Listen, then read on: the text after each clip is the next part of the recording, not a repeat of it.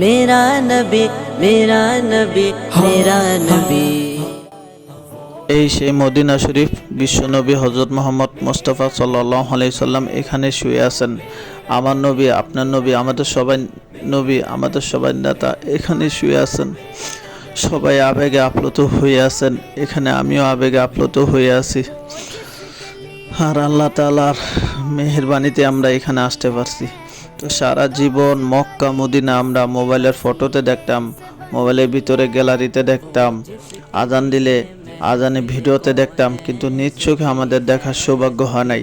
কিন্তু আল্লাহ তাআলা আমাকে এখন কবুল করছেন, তাই আল্লাহ তাআলার কাছে জানাই হাজারো লাখ কোটি শুকরিয়া। তাই আল্লাহ তাআলার রহমতে কবুল করছেন বিধায় আমি নিজ চোখে মক্কাও দেখতে পারছি এবং মদিনাও দেখতে পারছি। তো সব কিছুই আল্লাহ তাআলার ইচ্ছা।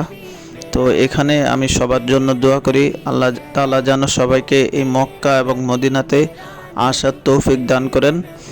মক্কাতে এসে যাতে আপনারা সবাই উমরা করতে পারেন এবং মদিনাতে এসে যেন নবীজি সাল্লাল্লাহু আলাইহি সাল্লামের রওজা মোবারক এর পাশে দাঁড়িয়ে আপনারা সালাম পেশ করতে পারেন।